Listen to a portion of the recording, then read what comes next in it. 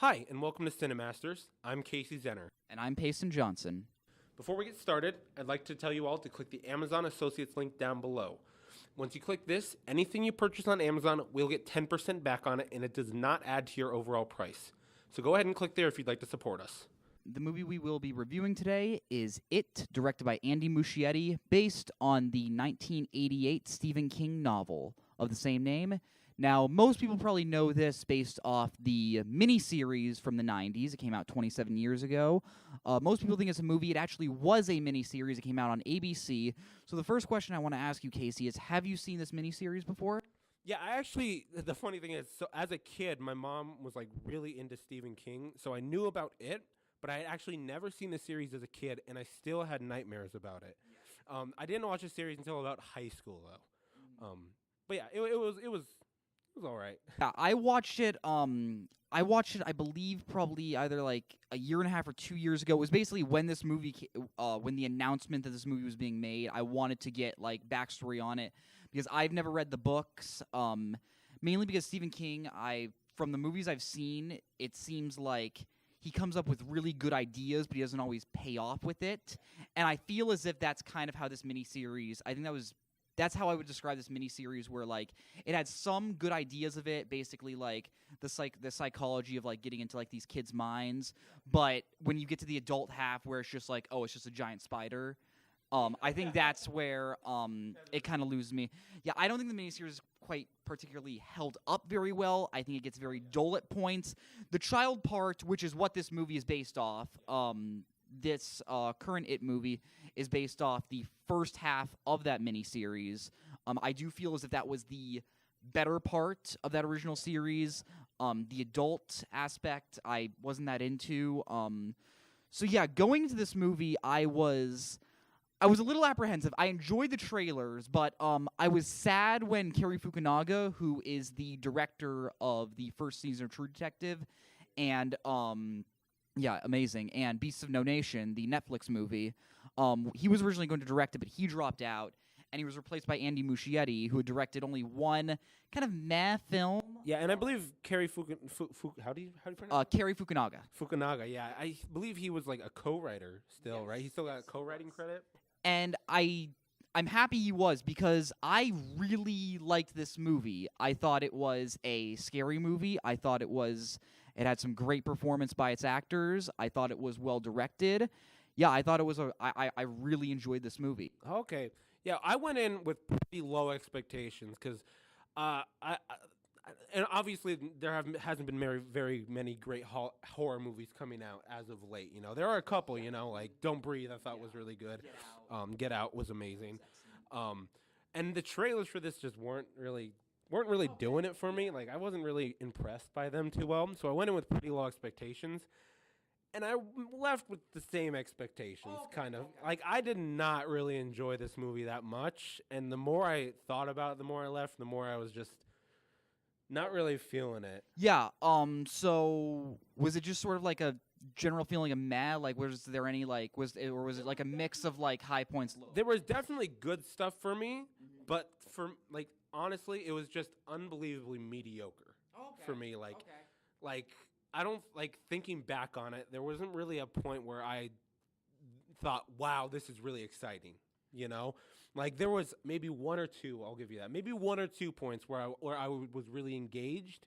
Besides that, though, it was just so bland to me. All right, well, yeah, let's just get started by talking about some things. One, I thought this was a very well put together movie. I think the pieces that came together, I thought it was well filmed. I thought the actors they got for the job were very good. I liked how there wasn't necessarily a main character in the movie. It was very much the Losers Club were its own body of characters. Like, no, I guess you can argue that Billy, played by Jaden Lieberher, was kind of the main character, but it was very much more an ensemble piece of all these kids. And I enjoyed every single one of the kids. I think Stanley was kind of the only forgettable one. Stanley was the Jewish kid. Yeah, he was the only one that I didn't think had that much of a personality, but all the others, like I loved Richie, I loved Eddie, I loved Beverly. I thought they were all great. Yeah, so for the cast, for me, the acting was like almost a give and take because I definitely thought the lead actor, the kid, Jayden, yeah, he was fantastic. He was fantastic. It was like for the Losers Club, it was like half I really liked, half I didn't like. What was the kid who goes to the library? What was his name? Ben. Ben. Yes. Like him, for me, he was just like he did the same acting every time, and I felt the same way for Stanley, I believe his name was, like him and the kid, the butcher shop kid, Mike, yeah. Mike, yeah, like those three. Mike for me didn't. I feel like he didn't even have a point in the movie. Yeah, he was kind of just there. I think kind of be there. The main kids that definitely focuses on were probably Billy, Beverly, and Richie. Yeah, and then Stanley's in there, but but those three were definitely fantastic. Yes. Those three were fantastic, and I don't know. I can't think of the bullies were passable for me. The lead bully, I can't remember his name. Like him was a bit too overacting for me when he hit like his low point. Yeah. So originally when these bullies came up, they were actually something I didn't like about the film because I thought that was just kind of cliched. Like I know it's obviously set in the 80s, it's very much takes inspiration from movies like The Goonies and Stand By Me, which is another Stephen King adaptation.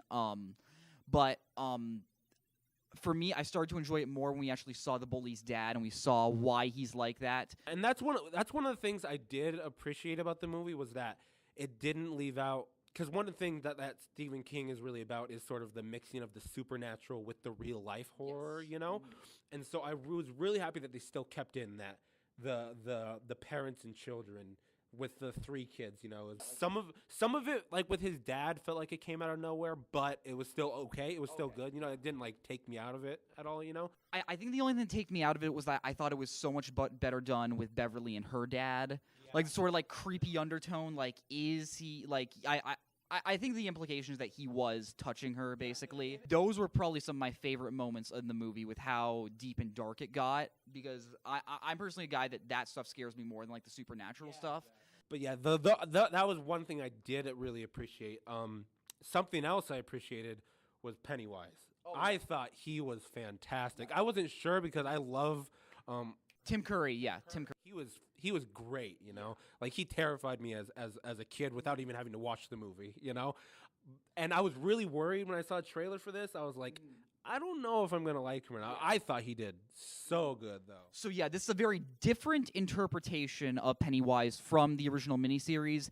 And personally, I think that's a good thing because although I loved Tim Curry in that movie, he doesn't really scare me. I'm sorry. Just like when you have him like on that like railing and he's going like ha ha ha, it never got to me. But yeah, I was really scared by this clown. I love how he used the more like the idea of like he got into each kid's individual head and figure out what scared them individually, and that added a sense of character to these kids because you saw what their main fears were. I loved his voice. Bill Skarsgård did a excellent performance as Pennywise. Honestly, I think my favorite scene in the movie is probably the beginning where, and you've seen this in the trailers, where he's talking to Georgie through that floor grate. I think the most famous scene of any It, Absolutely. I think I enjoyed his design. When I first saw his design in like the Entertainment Weekly spreads, I was originally kind of but when you see it in motion, I think it works very, very well. Yeah, exactly. That's what I thought too. And like the beginning, as you were talking about, was one of the moments that I was like most engaged in. The only thing for me is that I'm still not sure exactly how I feel, but when you see him actually rip Georgie's arm off, Yeah. I wasn't sure because it almost like I wasn't scared anymore at that point, Okay. Yeah. And so it was almost like all tension was gone. Mm-hmm. It was like leading up to the moment because I don't think in the miniseries you actually see him. No, what happens is he reaches out for him and then it just zooms in onto his mouth and he starts to eat him. Yeah. I mean, and that's cheesy. It's really cheesy looking at it now, But that was one thing. Like I almost wish because you obviously are going to see what happens later in the movie. I almost wish they didn't show it because then it would have left me more wondering what would exactly happen. Yeah. obviously, when it comes to horror, you fear what you don't see, and of course, at a point, you have to see the thing.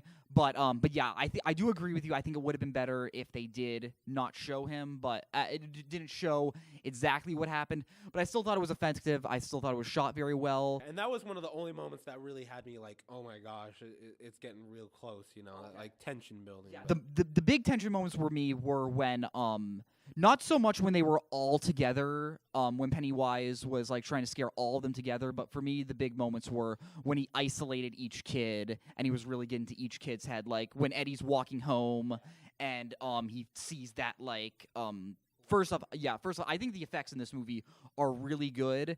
I think it was a good blend of both CG and practical effects, and I think that's how you should use CGI to make it not look so dated in the future. So I think these will hold up well, and it looks somewhat realistic, which helps the scary atmosphere. But yeah, when he's walking, when he sees that like librarian and her face is almost like melted off. Yeah, for me the effects were like a give and take. Like it looked really good in most parts, but there was one part I could not get past, and this is a spoiler. Spoiler, skip ahead just a little bit if you don't want to hear it. The part when he pushes the bully down the well. Yeah. It's like, for me, I was like, that looks so bad. Okay, yeah, that didn't bother me that much. But yeah, I guess if it bothered you, yeah, it just didn't bother me. Okay, spoiler over. I guess on that topic, let's get into some of the things that we didn't like, or at least I didn't like. I think this movie at points got a little too cute in certain points. Where that I mean, like, it had a bit of an identity crisis. For example, the character of Ben. He has this weird obsession with New Kids on the Block. And at one point I'm thinking, like, okay, maybe it's just going to be, like, sort of like a throwaway thing. But it's brought up, like, 6 times, and it took me out almost every time. And, yeah, I think the movie would have been better if he didn't have that. Or maybe if it was just mentioned, like, once. Yeah. And then we didn't get it again. Yeah, for one part that I thought was too cutesy for me that I literally laughed at in the theater, and I'm actually starting to wonder if it was on purpose or not. Was when he first sees was it Betsy? Betsy's name? Beverly. When he first sees Beverly, and she's like walking down the street, and it's super overexposed, and it's like heavenly music playing. I was like, this is the most cliche thing. I think that was purposeful. I mean, yeah, that because these are middle school kids. Like they have this like sort of like deep awe for girls at that age. Yeah, you'd have to think that was purposeful, especially for the moment where like they're all in like the river and like they're looking at her, and then she looks up, and they're all like, oh, what happened? Yeah, and that's something that. To go back to what we liked, sort of, that I thought was really good was the comedy. Yes, I thought it was hilarious. Yes. You know, every time it was supposed to be funny, it was funny. There was one moment that it was at the very end, and then one kid shoots a joke, and I was like, that was just not needed. That was not needed. I think I know what you're talking about. Yeah. But yeah, I think the funniest character was easily Richie, played by Finn Wolfhard from Stranger Things. Yeah, he did an excellent job because they talk like kids from that time period, and I think that's why it makes it so effective. Like, this is an R-rated movie, so they are swearing, they are calling each other names. That's what boys did at that age. I was a 13-year-old boy at one time. I remember growing up like that. Of course, I had more supervision, so that came out more at school when we talked about that. Yeah, and that's what I liked too. Is like I was glad that it was R-rated, you know. So like. They talked like kids. It didn't like hold back and be all cutesy and whatever. Yeah. Like the TV series sort of had to do because it was on TV, you know. But yeah, so that the comedy I just wanted to like praise because I just thought it was super on point. Yeah. You know, every time it was supposed to be funny, it was really funny. You know. Yeah. One other moment though that I didn't think hit me. I think once again it just went over that edge for me. The rock fight. Yeah. Okay. First off, just the idea and. I'm sure it happened back then. I'm sure it still does happen.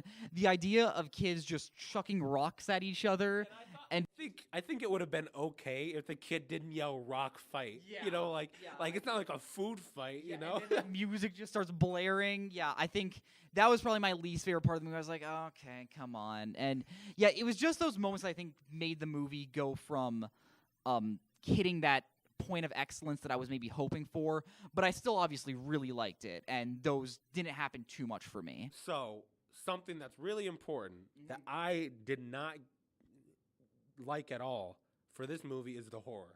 Okay. I was never scared once throughout this entire movie.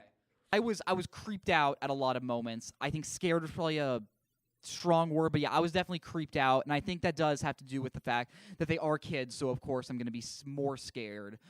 And like that's something that kind of like bothered me, and it's kind of a dumb complaint, but I think a movie should stand alone from its source material. You know, Absolutely. I always think that no matter what, even superhero movies, whatever.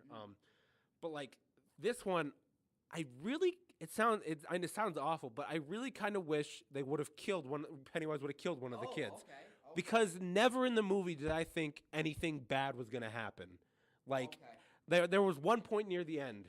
I guess this is kind of a spoiler. Kind of. But there's the point where Stanley is alone in the sewer at one point, and then his scary thing, you know. And I was like, oh my god, they killed Stanley. Yeah. And then they didn't, and I was like, never mind then. And I know in the book they didn't kill any of the kids, but like.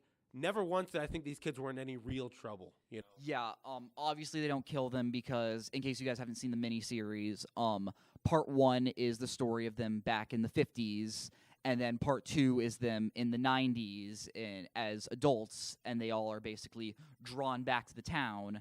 Obviously in this one, it goes back to the 80s, and I'm going to assume the next one's going to be in present day.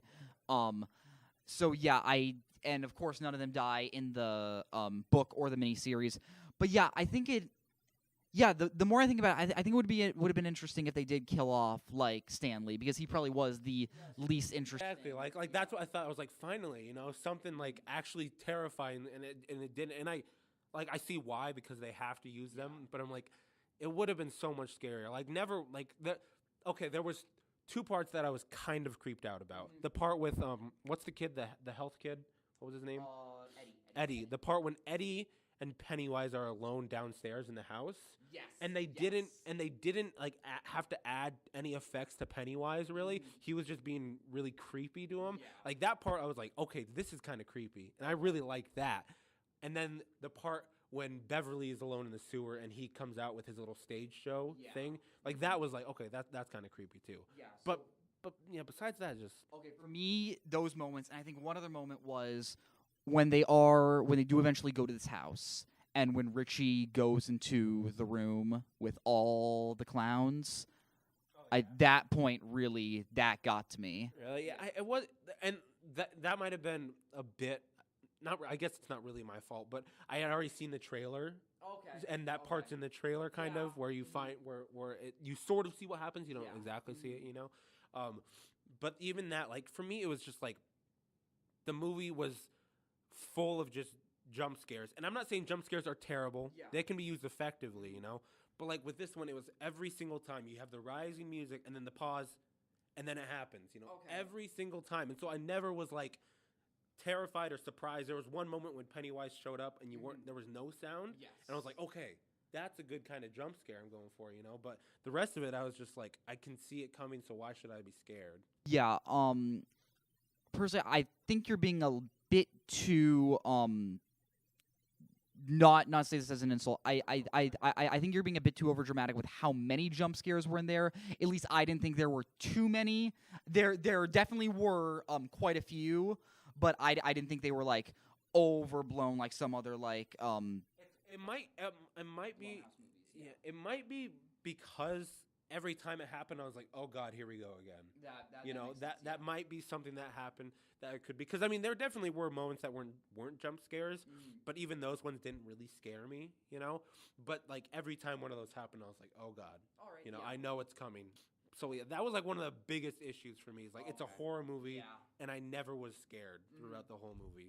That's me, you know. But still, like I thought it could have.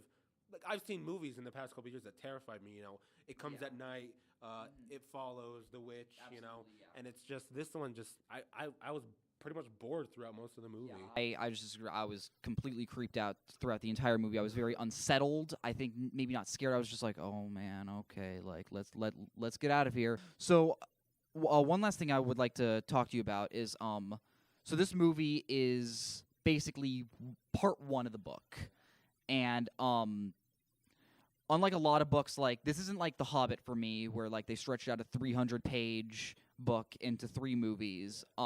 This is a 1,200-page book, and they basically did the first half into 1 movie.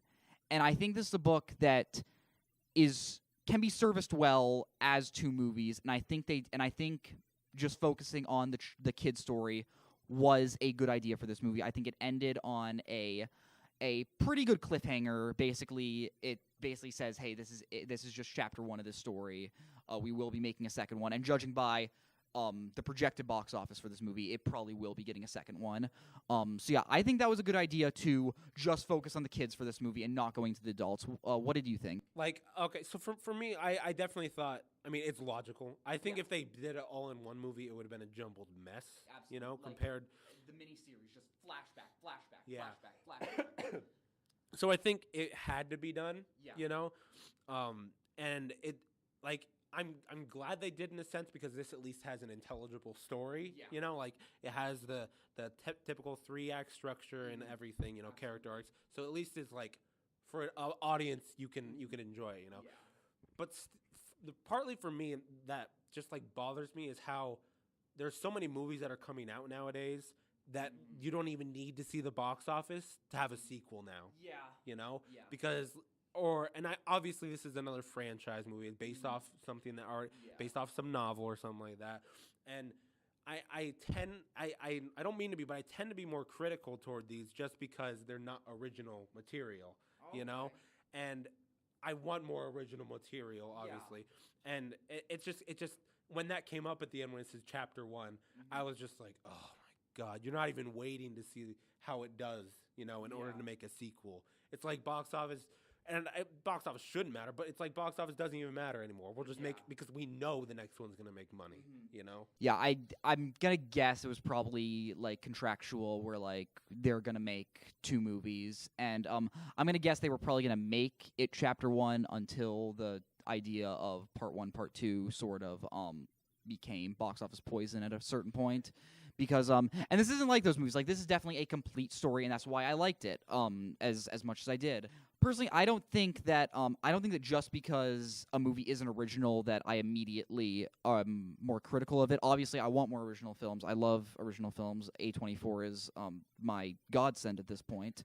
But yeah, I mean, some of my favorite movies of all time are based off certain things or sequels of certain things, or just adaptations, and yeah, I don't necessarily feel as if that's a just an immediate ding on a movie just because it's based off something. Yeah, I might be a bit unfair. Like, it's true, I might be a bit unfair. Yeah. But it's just every time I see something that's a book or a remake or a reboot or a sequel, there's so many now, and I'm just like rolling my head in disgust. Just like, can we please get some more stuff? I remember watching an interview with Edgar Wright where he was like, if I had one rule in Hollywood, is that they would have to make an original movie for every franchise movie they make. And that would be a godsend, you know. Of course it's not going to happen, and it might be a bit unfair, but it's just, I'm just so sick and tired of them. And I should have expected that they were going to make a sequel to it, you know, based, you know, with the understanding of what it is, you know.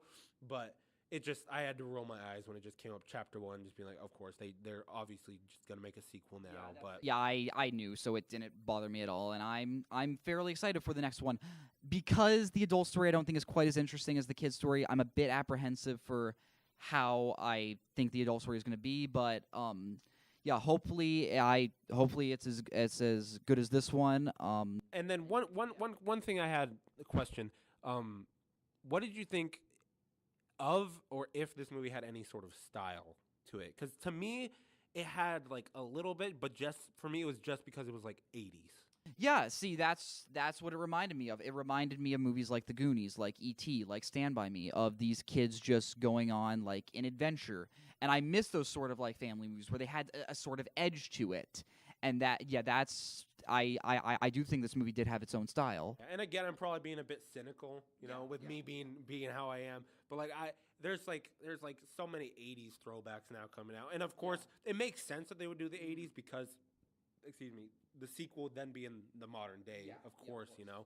But like, it's just like, after Stranger Things, it's like all I ever see, you know. With like anything to do with kids, it has to do with the 80s now. And I hope it's just like a phase, Yeah. You know, I hope we get those same type of stories Yes. set in the modern day, though. Yeah. You know, Yeah, because that- I'm getting tired of those '80s music. I can't take much more of New Kids on the Block. Before we wrap up, let's just give our final thoughts and our final score. Do you want to go first?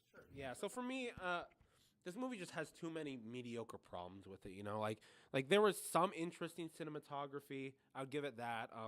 The performances were very good, but some of them were just either, excuse me, they were either just not. The characters didn't need to be in the story, and I feel like the actors portrayed it that way sometimes. You know, like they were just uninspired. But some of the performances were very good. Overall, though, and then there was some subplots like with what was his name, Ben, the kid at the library, Ben, Yes. Ben and Beverly, that just like never really resolved. And there was just too many media. I was bored throughout most of it. It was just super mediocre to me. So for a score, I'd have to give it maybe a 4 or 5. Oh wow! You know, Okay. 4 Yeah. or 5. I obviously liked it a lot more than you. I thought it was a very creepy movie. I thought it was a very well done movie. I thought it was very well paced. This is a 2-hour movie. I was never really bored at any point in the movie. Yes, there were some characters that I thought didn't really weren't that interesting, but I think they all served the plot in a whole in a way, as an ensemble should. I thought the horror worked well. I thought it was a very I thought it was a not really a bold move, but I thought it was an interesting move to set this movie in the 80s. I think it handled that well. There were a couple cute moments that I didn't really like too much, but other than that, I thought it was a great movie. I'm going pretty high. I'm going 8.5 on this movie. Thank you for watching. This was our review of It. You can follow me at Zennerfilm on Twitter and Instagram. And you can follow me at the Cinemaster on Twitter. We will be posting whatever our next video review will be. We'll be posting that soon. We look forward to seeing you guys next time. Have a great day.